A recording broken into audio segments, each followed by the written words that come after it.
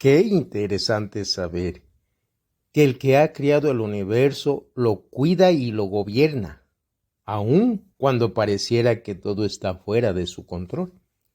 Si tan siquiera cayéramos en cuenta que Dios está al tanto de todo lo que está sucediendo, tanto en la vida de cada persona como lo que pasa con la naturaleza y sus leyes, y que Él, con su Santo Espíritu, tanto puede guiarnos y reformarnos, como alterar o modificar las leyes de la naturaleza.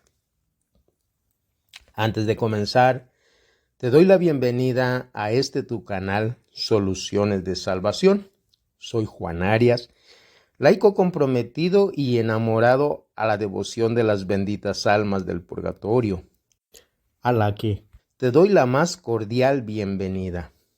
En esta oportunidad vamos a hablar de lo que hace la divina providencia por aquellos que la invocan e inclusive por los que ni la conocen.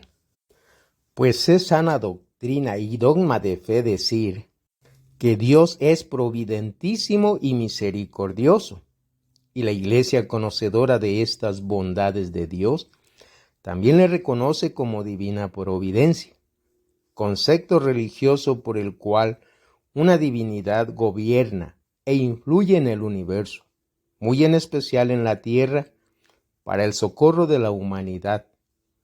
Cabe mencionar que en esencia es el dogma del teísmo en oposición al del deísmo, que no es otra cosa sino la concepción de un Dios todopoderoso en la historia de la revelación, en oposición a eso mismo. Es decir, el teísmo acepta a un Dios todopoderoso en la historia de la revelación, mientras que el deísmo lo rechaza, no lo acepta. Pues decía, divina providencia es el gobierno que Dios da a su mundo y a sus criaturas, por el cual Él con sabiduría y amor cuida y dirige todas las cosas del universo. Y es gracias a la divina providencia que Dios cumple su santa voluntad para garantizar el cumplimiento de sus propósitos. Pues muy a pesar nuestro, Dios gobierna los asuntos de los hombres y actúa mediante el orden natural de las cosas. Pues las leyes de la naturaleza no son otra cosa sino la obra de sus manos en el universo, ya que las leyes de la naturaleza no tienen poder intrínseco, sino que son principios que Dios ha establecido en ella para regir el funcionamiento normal de las cosas, es decir, son leyes decretadas por Dios en la naturaleza a su servicio, contrario al ser humano, al que Dios le dio libre albedrío, o lo que es igual libertad de decidir, a lo que pensarás. Entonces, ¿cómo es que no se le ha salido de su control? Siendo que hoy en día se promulgan leyes contra natura y cada quien hace lo que le plazca o le venga en gana, a lo que es bueno observar la acción de la providencia divina en las Sagradas Escrituras para comprender un poco. Pues en Hechos de los Apóstoles, capítulo 26, versículo 14, nos revela cómo Saulo de Tarso perseguía deliberadamente a la iglesia de Dios, en donde Jesús mismo le dice: Saulo, Saulo, ¿por qué me persigues?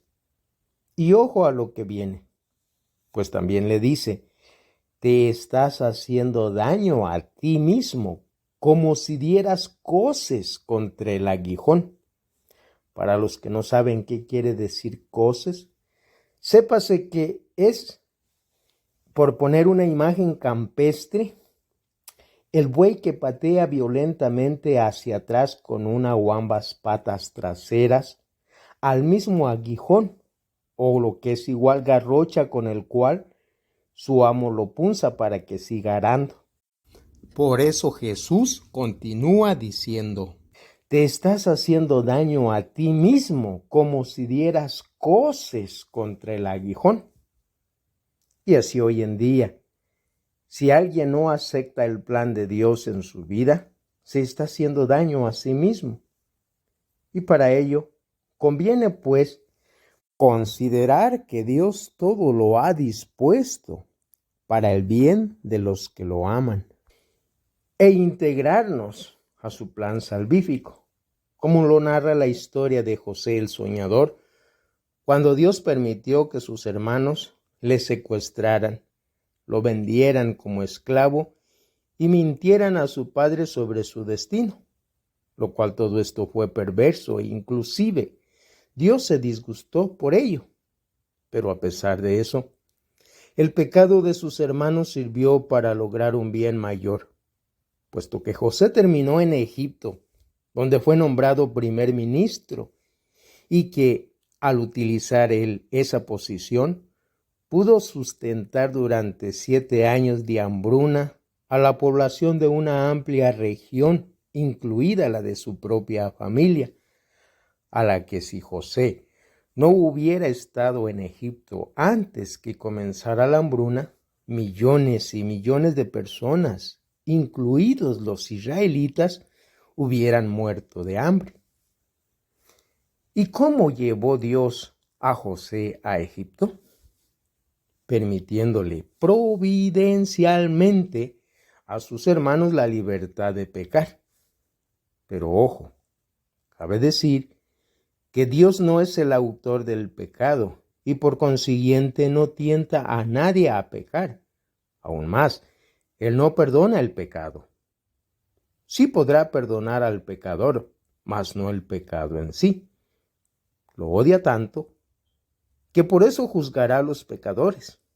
Sin embargo, lo permite temporalmente en cierta dosis, que seguramente será para respetar tu libre albedrío, pero que no deja de ser misterio al entendimiento humano y a su vez sabiduría de Dios. Pues decíamos, la providencia divina ya todo lo tiene dispuesto para bien de quienes lo aman. Así como concluyó la historia de José en Génesis capítulo 50, versículo 19, puesto que los hermanos de José tenían miedo de que José se vengara de todo el mal que le hicieron, se adelantaron a pedirle perdón en nombre de su padre, a lo que José les contestó: no tengan miedo, yo no puedo ponerme en lugar de Dios. Ustedes pensaron hacerme mal, pero Dios cambió ese mal en bien para hacer lo que hoy vemos, que es salvar la vida de mucha gente. Así es como se reconoce la providencia divina. Otro caso claro de providencia divina que se impone ante el pecado es la historia de Judas Iscariote.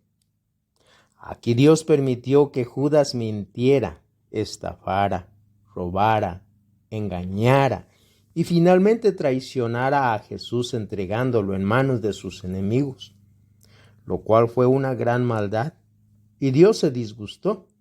Sin embargo, lo permitió para lograr un mayor beneficio, que fue la salvación de la humanidad entera, puesto que si Jesucristo no hubiera muerto en la cruz, no nos hubiera redimido. Y aquí una vez más, ¿cómo llevó Dios a Cristo a la cruz? Permitiéndole providencialmente la libertad a Judas de cometer una serie de actos perversos e inclusive molestaron a Dios. Pero ojo, que Jesús en Lucas capítulo 22, versículo 22, ya anunciaba su muerte diciendo: el Hijo del Hombre ha de recorrer el camino que se le ha señalado, pero ay de aquel que lo traiciona. Gran misterio, ya que aquí Jesús enseña tanto la soberanía de Dios como la responsabilidad del hombre en la que hay relación y equilibrio. Por eso Romanos capítulo 8, versículo 28 dice: Dios dispone de todas las cosas para bien de quienes lo aman, a los cuales Él ha llamado de acuerdo a su propósito. Y así es como nos confirma que Dios siempre está en control Aunque Satanás pueda hacerlo peor, y de hecho hace tanto mal, que hoy en día está destrozando al mundo si así tú lo quieres, sin embargo, está obrando para un propósito final mayor, al que aún no podemos ver, pero que sabemos que es el buen plan de Dios para la salvación de toda la humanidad. En conclusión, si al reconocer que Dios está en control de su mundo y que a su vez Él quiere y puede reformarnos con su Santo Espíritu, ¿que no sería bueno pues pedirle las gracias suficientes para conocer su plan salvífico en nuestra vida e integrarnos a Él con docilidad, para así no lastimarnos o dañarnos a nosotros mismos, sino al contrario, alcanzar sus favores y cuidados y a su vez sacar el mejor provecho de nuestra vida? ¿O usted qué piensa? Si te gustó este video, te invito a que me des un like, te suscribas al canal, lo compartas con tus familiares y conocidos para que así al promover esta devoción sean más las almas que se vayan liberando y consecuentemente sean más las gracias y bendiciones que lleguen a nuestras vidas, ya que ellas, por la gracia de gratitud que Dios les participa, a cada favor lo devuelven al 1000 por 1.